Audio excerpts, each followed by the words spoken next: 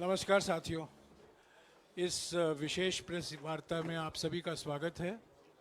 एक अत्यंत महत्वपूर्ण मुद्दे पर अभी राहुल जी आपको संबोधित करेंगे। Rahul ji. Are they going to put this stuff up here? Srivatsa? Are you putting this up here? नमस्कार, कैसे हैं? आप थोड़े शेल शॉक्ड लग रहे हो। ये कांग्रेस पार्टी ने क्या कर दिया, कैसे कर दिया? हाँ, अच्छा इसी के कारण है ये। अच्छा ज्यादा लोग आ गए। ओके। नहीं देखिए, आज हम बड़ी इंपॉर्टेंट चीज के बारे में आपको कहना चाहते हैं। पहली बार हमने नोट किया कि चुनाव के समय प्रधानमंत्री ने, होम मिनिस्टर ने और फाइनेंस मिनिस्टर ने स्टॉक मार्केट पर टिप्पणी दी। प्रधानमंत्री ने 2-3 बार, 4 बार देश को कहा कि स्टॉक मार्केट तेजी से आगे बढ़ने जा रही है। होम मिनिस्टर ने सीधा कहा कि 4 जून को स्टॉक मार्केट आसमान में जाएगी, लोगों को खरीदना चाहिए। और यही मैसेज फाइनेंस मिनिस्टर ने दिया। फर्स्ट, ये आज थोड़ा हम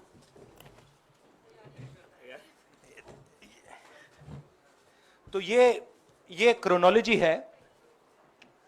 अमित शाह कहते हैं बाय शेयर्स बिफोर 4 जून। 19 में नरेंद्र मोदी जी कहते हैं stock market will break records on June 4। फिर 28 मई को रिपीट करते हैं। 1 जून मीडिया झूठे एग्जिट पोल रिलीज करती है। बीजेपी का ऑफिशियल जो इंटरनल सर्वे था वो उनको 220 सीट दे रहा था। तो ये इंफॉर्मेशन बीजेपी के लीडर्स के पास था। इंटेलिजेंस एजेंसीज ने 200 और 220 के बीच में सरकार को बताया था कि उनकी सीट्स आ रही हैं। 3 जून को स्टॉक मार्केट सारे रिकॉर्ड तोड़ देता है और 4 जून को खटाक से स्टॉक मार्केट अंडरग्राउंड चला जाता है। अगला स्लाइड दिखाइए जरा। ये देखिए, 31 मई massive stock activity, more than double what was there on 30th, more than double what was there on 29, 28। ये अनोमली देखिए। ये कौन लोग हैं? ये वो लोग हैं जो जानते हैं कि कोई ना कोई घपला हो रहा है। हजारों करोड़ रुपए यहां पे इन्वेस्ट हुए हैं, फॉरेन इन्वेस्टर्स ने इन्वेस्ट किए हैं। और उसके बाद 30 लाख करोड़ रुपए का लॉस होता है। किसका लॉस होता है? रिटेल इन्वेस्टर्स का लॉस होता है। तो ये जो आप देख रहे हैं, हिंदुस्तान की स्टॉक मार्केट की हिस्ट्री का सबसे बड़ा स्कैम है। और इसके बारे में हम कुछ सवाल पूछना चाहते हैं। पहला सवाल, why did PM&HM give specific investment advice to the 5 crore families investing in the stock market? Is it their job to give investment advice? Second, why both interviews were given to the same media house owned by the same business group, which is also under SEBI investigation for manipulating stock market? Third, what is the connection between the BJP, the fake exit pollsters and the dubious foreign investors? who invested one day before the exit polls were announced and made a huge profit at the cost of 5 crore families. We demand a JPC into this. We are absolutely convinced that this is a scam. Somebody has made thousands of crores of rupees at the cost of Indian retail investors, and the Prime Minister and the Home Minister have given an indication to buy. And this is a criminal act. So we demand today a joint parliamentary committee to investigate this.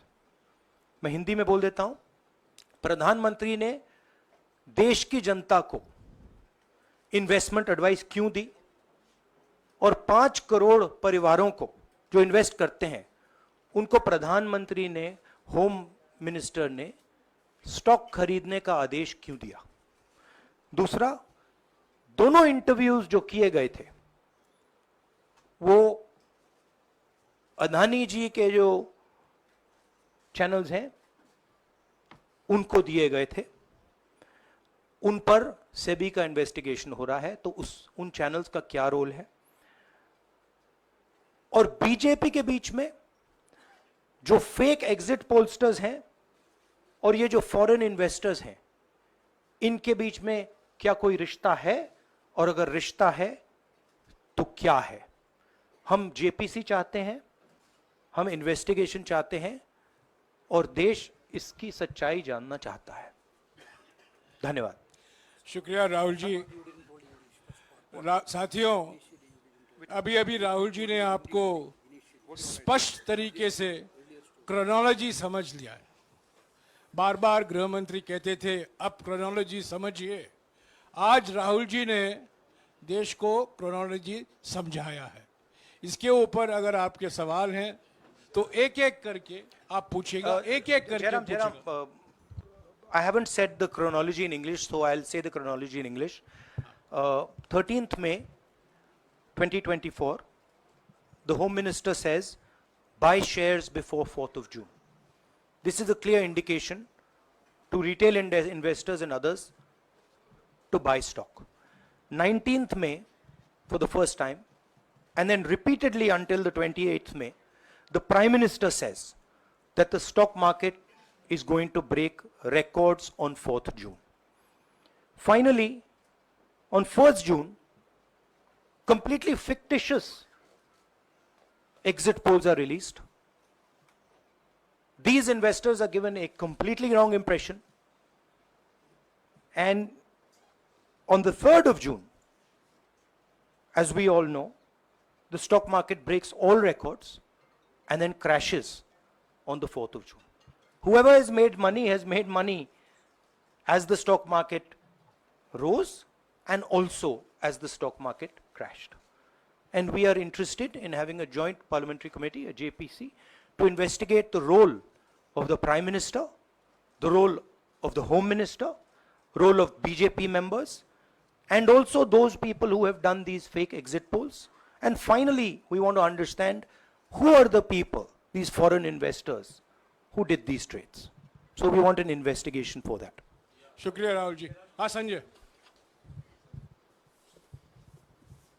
Rahul ji, इससे पहले भी आपने Adani issue पे JPC पिछली लोकसभा में मांग की थी, तो क्या आप चाहेंगे कि ये इशू और हिंडनबर्ग इशू दोनों कंबाइन हो और दोनों की जांच हो? ये जो इशू है, this is a broader issue than just the Adani issue. It is connected to the Adani issue, but this is a much broader issue. This is directly the Prime Minister of India, Home Minister, who are privy to data on actual election results, who have IB reports, who have their own data, who are advising retail investors to buy stock on the 4th. This has never happened before. And by the way, the Prime Minister has never commented on stock market before this. This is the first time the Prime Minister has commented, very interestingly, and multiple times, one after the other, saying that stock market is going to boom, stock market is going to boom, stock market is going to boom. And at the same time, he has information that the exit polls are wrong. He has information that he knows what is going to happen because he has IB data and he also has his own party data. हाँ जी रवि। राहुल जी, मेरा सवाल यही है कि जी news ने भी ये सारी चीज बताई है जनता को कि कई चैनलों ने मिलकर ये सब चीज किया है, जिस तरह से एग्जिट पोल करके लोगों को गुमराह किया है, जिस तरह से शेयर बाजार में सारा कुछ हुआ है, जी न्यूज़ ने भी इस मामले को उठाया है और बताया है। और आपके कहने का सीधा अर्थ है कि अडानी को इसका फायदा उठाने के लिए किया गया है? नहीं, मेरा कहने का ये अर्थ है कि उसमें अदानी इन्वॉल्व हो सकता है, मगर ये अदानी से बहुत बड़ी चीज है। इसमें बीजेपी के सबसे बड़े नेताओं ने कहा है, रिटेल इन्वेस्टर्स को मैसेज दिया है कि आपको स्टॉक खरीदना चाहिए। उनके पास इंफॉर्मेशन थी कि एग्जिट पोल्स गलत हैं, उनके पास इंफॉर्मेशन थी कि बीजेपी को फुल मेजॉरिटी नहीं मिलने वाली है, और वो जानते थे 3 जून को और 4 जून को क्या होने वाला है। कितने का 30 लाख, कितना 30 लाख करोड़ का नुकसान हुआ है? कितने का? 30 लाख करोड़ रुपए का नुकसान हुआ है और हजारों लाखों करोड़ रुपए का चुने हुए लोगों को फायदा हुआ है। और हम इंक्वायरी चाहते हैं प्रधानमंत्री पर, होम मिनिस्टर पर, जिन्होंने एग्जिट पोल किया उन पर, और ये जो फॉरेन इन्वेस्टर्स हैं उन पर। हाँ शेमिन।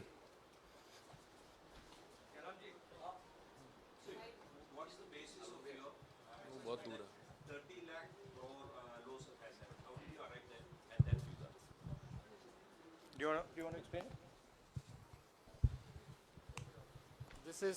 This is based on the value, market value of all the companies the day before the results came, and the market value of the stock market of all the companies at the end of the day on results.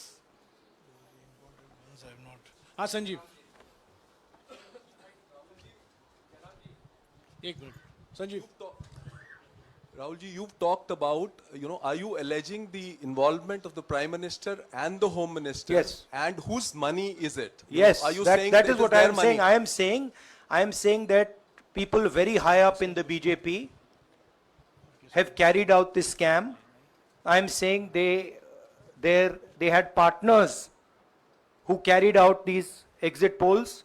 We would like to know if these exit polls were actually carried out, if people were actually sent out. And we'd also like to know the methodology of these polls. We'd like to understand who these investors are. We have some sense of who these investors are. So we are not just speaking out of the air.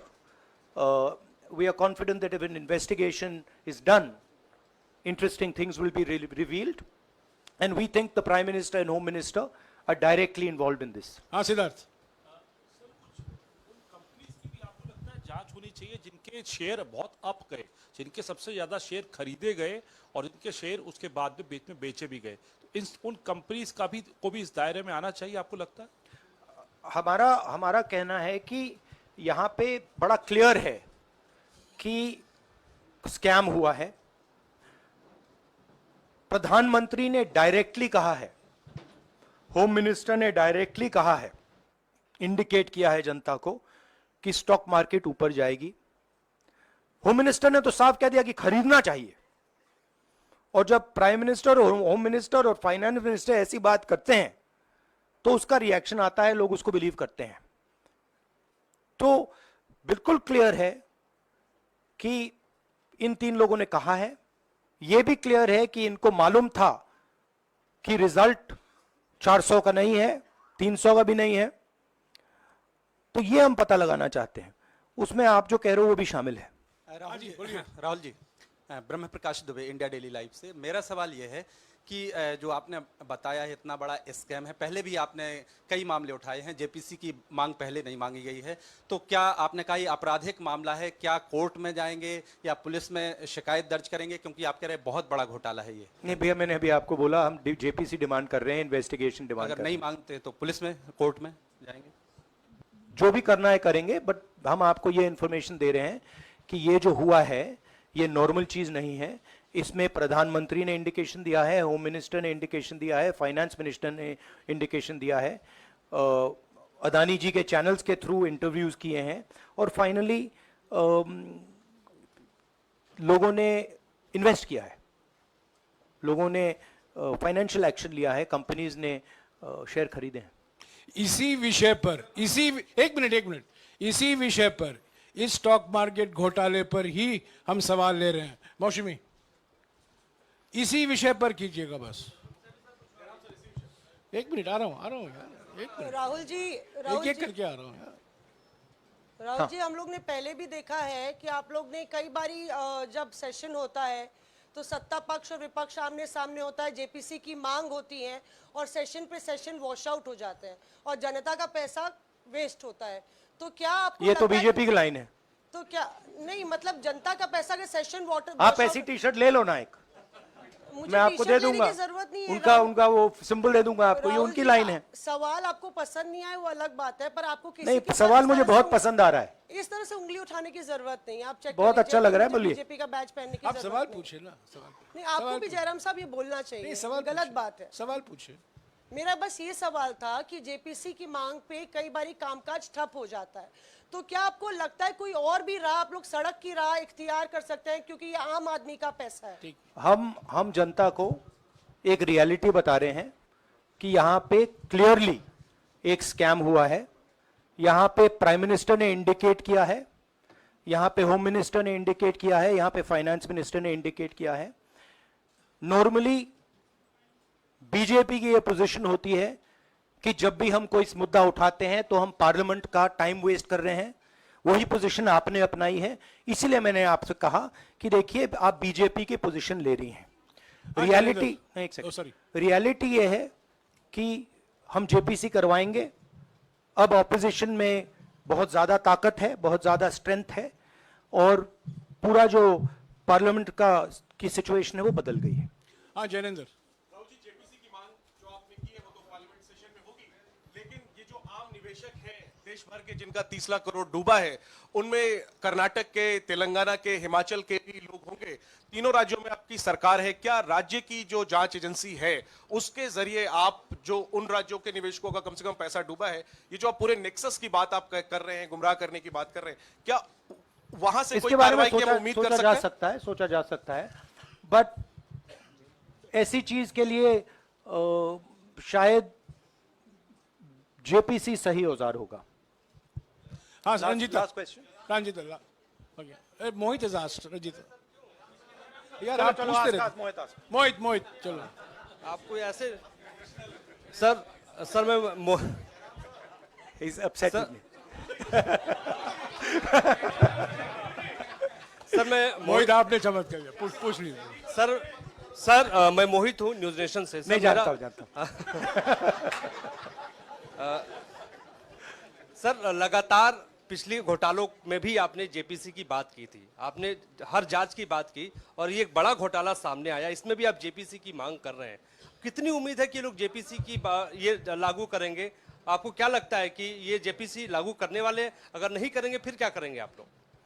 नहीं, हम pressure लगाएंगे, डालेंगे, but मुझे लगता है कि जो पहले राजनीतिक सिचुएशन थी, जिस इंप्यूनिटी के साथ प्रधानमंत्री पहले काम करते थे, मुझे लगता है वो अब खत्म हो गया है, तो दूसरा नतीजा आएगा।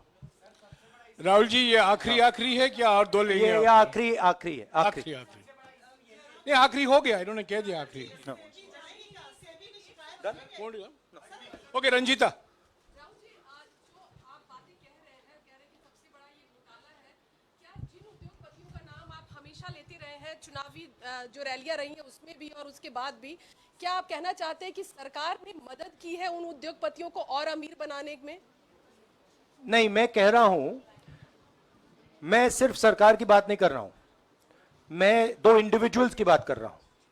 प्रधानमंत्री ने और हिंदुस्तान के सब रिटेल इन्वेस्टर्स जिनको नुकसान हुआ है, मैं आपसे बोल रहा हूं, आपको यह बात समझ आ जाएगी। आपका पैसा गया है, आपकी कमाई गई है, आपको नुकसान हुआ है, और इसमें करोड़ों युवा हैं जो ईमानदार हैं, तो नरेंद्र मोदी जी ने, अमित शाह जी ने आपको मैसेज दिया कि 4 तारीख को स्टॉक मार्केट आसमान छुएगी, और आपने उन पर भरोसा किया। मगर सच्चाई यह थी कि नरेंद्र मोदी को मालूम था कि 4 जून को स्टॉक मार्केट आसमान नहीं छुएगी। 4 जून को स्टॉक मार्केट का जबरदस्त नुकसान होने जा रहा है, क्योंकि उनके पास इंटेलिजेंस की रिपोर्ट थी और बीजेपी का जो इंटरनल असेसमेंट था 220 सीट का, वो उनके हाथ में था। तो मेरा यह सवाल है, और मैं आपसे इन्वेस्टर से कहना चाहता हूं कि आपको जो चोट पहुंची है, जो आपको दर्द हुआ है, वो चोट नरेंद्र मोदी जी और अमित शाह के बयान ने आपको पहुंचाई है। और हजारों करोड़ रुपए किसी ना किसी ने चोरी किए हैं। वो आपके जेब से गए हैं, रिटेल इन्वेस्टर्स के जेब से गए हैं। तो मैं चाहता हूं, आपके लिए बोल रहा हूं, मैं आपके लिए बोल रहा हूं कि इन्वेस्टिगेशन होना चाहिए, पता लगाना चाहिए कि प्रधानमंत्री जी ने, होम मिनिस्टर ने आपको यह गलत इंफॉर्मेशन क्यों दी, और ये कौन लोग हैं, इन्वेस्टर्स जो हैं, फॉरेन इन्वेस्टर्स हैं, जिन्होंने इस दिन फायदा उठाया। ये देखिए ग्राफ है, ये रेड चार्ट जो है, इसको देख लीजिए। ये नॉर्मल ट्रेडिंग है, ये नॉर्मल ट्रेडिंग है, ये ग्रे वाली नॉर्मल ट्रेडिंग है, और ये जो ट्रेडिंग है, ये अबनॉर्मल ट्रेडिंग है, ये 2-3 गुना है, और फिर ये हुआ है नुकसान। तो ये नरेंद्र मोदी जी और अमित शाह से मैं पूछ रहा हूं कि आप में इसमें आपका क्या रोल था, और रिटेल इन्वेस्टर्स के लिए पूछ रहा हूं, आपकी मदद के लिए, आपकी मदद करने के लिए पूछ रहा हूं, और इन्वेस्टिगेशन होगा तो आपके लिए होगा। धन्यवाद, शुक्रिया। Thank you.